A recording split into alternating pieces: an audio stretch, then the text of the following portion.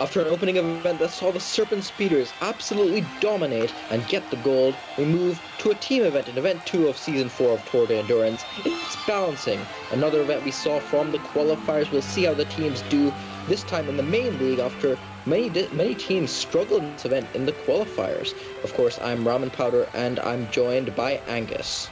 Yes, indeed. For balancing here, this one, it was Balance Battle in Season 3, Classic Balancing for Seasons 1 and 2. It is just a straight blast down the beam here. Cherry Blossom's showing us how it works this time around. It's a nice, consistent speed all the way to the bottom.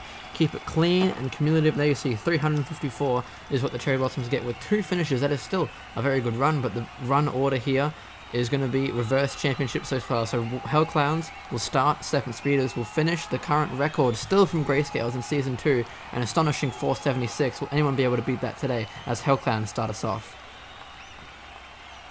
Hell Clowns got first place in the first event last season, dead last this time. We'll see how they can do in Event 2. It's going to be a decent, consistent effort, I have to say, for all 4 marbles. No marble gets all the way to the end, but they did have marbles pretty consistently get to the 70s and 1 to 102, so it's a 294, not the best distance by any means, but still, I think a solid opener for balancing. The White Knights in the second run will kick us off. Hell Clowns did send Denmark a good benchmark. White Knights here are going to lose several competitors very quickly, and that is not at all what you want to do. Immediate contact out of the gate, splaying them in all directions, and none of them even got past 80, so only 216 for the White Knights, putting them in second place and probably fairly low down if these sort of runs continue and get better, as Green Peacocks come into run 3 now.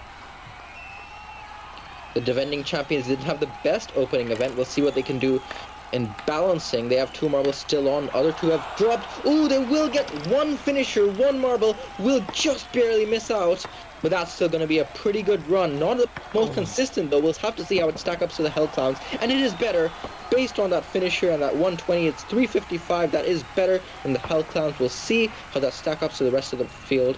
Neptune Nomads in run number 4.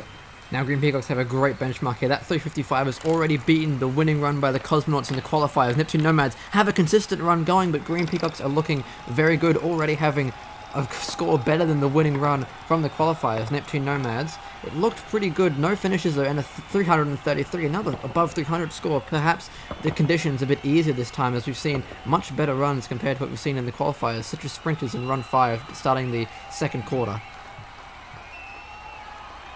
Yeah, I think the teams have ironed out and figured out this event after the qualifiers. 3 finishers!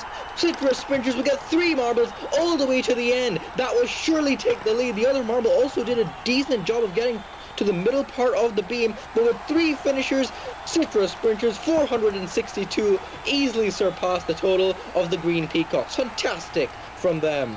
The Citrus Sprinters, that is unbelievable. If anyone even comes close to beating that, my socks will be rocked as Blue Brigade come down next. Having to follow that up, yeah, you can see them just fall to pieces. The pressure after that Citrus Sprinters run, just unbelievable. Blue Brigade will finish pretty poorly in this one, only 5th place out of 6th so far, 254.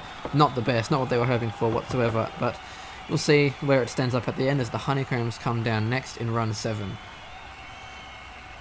I'm still astounded by that performance by the Citrus Sprinters. Will anyone stack up to that? Honeycombs have a few marbles that get fairly down the beam. No finishers though for them. It's going to be a decent mid-pack finish. I think pretty consistent actually. One marble does get all the way to the end. That's good enough for second place. That surpasses the Green Peacocks as well. Still not even close to the Citrus Sprinters. Yeah, still 93 points behind the Citrus Sprinters. Condiment Kings now, the home team in run 8. Imagine they're trying to take out the Citrus Sprinters. Condiment Kings, it's very good out of the gate, but then it just starts to fizzle away, and only one does get to the end. But look at this, it's really clean out of the gate, but then they just start to swerve in all directions, and they only get 1 finisher out of it. But it looked fantastic for the first little bit there, and it ends up being just 5th place. But 330, these scores today have been very good, and Condiment Kings with 5th place, they're going to be a bit disappointed considering how solid their score was, but there you see just the gap from the Citrus Sprinters down to the Honeycombs. Unbelievable halfway through the event. Almost 100 points between them. I imagine there will be teams that slot in between them, but will anyone catch the Citrus Sprinters? Will we see a Serpent Speeders S domination in this event as the Cheese Balls continue us in the second half of the event? They will get 1 all the way to the end. Other 3 marbles though falling down in the middle part. This will challenge for a podium, I'd have to think. But will it get anywhere close to the Citrus Sprinters? It will not. 377 though, that's good enough. For second place, they surpassed the Honeycombs, are in a good provisional podium spot. Consistent and solid were the Cheese Balls there. That was a very good run, getting all theirs up beyond high numbers, but nowhere near enough to the end. Party Crashers now, that is a, quite frankly, shambolic performance from the Party Crashers. We've seen wonderful runs put down today, and that is not going to stick up to anything. Party Crashers, of course, have always struggled in team events. They started to kick it up in Season 3, but they seem to be back to their ways with a run like that. 248 for the Party Crashers. Cosmonauts coming next, of course, probably the #1 seed, winning this event in qualifiers. What can they do here with the benchmark they have to beat? One marble goes hurtling off very early. Other three trying to keep it on. One marble will make it all the way to the end. They had one marble just go off to the near side. Another one fairly quickly to the near side as well. They're trying to recorrect and go off to the far side. It's going to be just 7th place though for the Cosmonauts. Pretty disappointing after winning this event in amazing fashion in the qualifiers. Yeah, Cosmonauts not going to be happy with that, I'm sure. And now the Marauders in run 12. They have a decent history in the bouncing. What can they do here? It's a very good start. They're spreading apart a little bit, but none of them are going to get to the end. They all fizzle out right towards the bottom. But it was a very consistent run. First one comes off at around 70. All of the rest get up past 90 and even close to 100. It sets them in second place despite no finishes with a 385. What a consistent effort. We saw the Marauders had such good form, not getting each other away. They just didn't have enough to get to the end, but it's still good enough for second place. And the Jade Jockeys will get in on 13th run. Ooh, trajectories all over the place as we start off. You can see contact there, just putting marbles to the near side, to the far side. No one stays anywhere close to the center of the beam, and that's going to be dead last for the Jade Jockeys. Only a 235. Not going to be happy with that. You know, 13th out of 13, Jade Jockey's not what they were hoping for at all. They're going to be very disappointed. Grayscales in run 14, hoping to do better than that. They still have the record in this event, somehow not beaten by the Citrus Sprinters. It looks very straight, but just curled to the side coming out of the gate, where all of them pretty much, I think, just kept on that same trajectory all the way to the when they fell off the beam. And the Grayscales are going to settle for a decent result, but considering their record holding status, they're not going to be super happy. They wanted something bigger. 5th place. Grayscales, still a decent result though, with just 2 runs to go. The top 2 from last event, Crazy Chickens and Serpent Speeders, will close us out.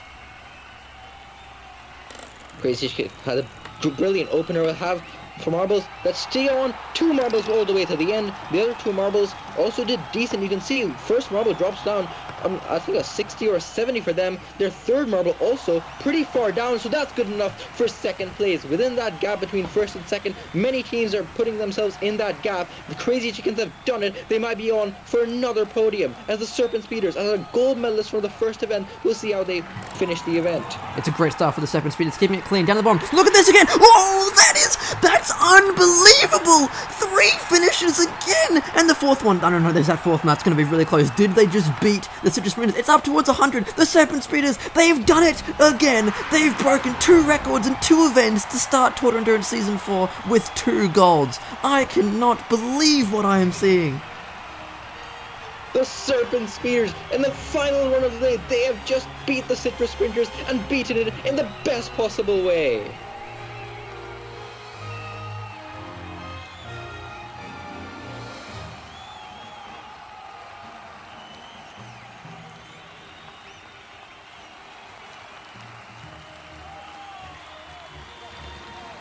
So after event 2, a perfect 50 points for the Serpent Speeders. 2 medals as well for the Crazy Chickens, put them in 2nd place, and the Citrus Sprinters with that silver medal jumps up into 3rd. The next event will be the B-League Event 1 block bumping.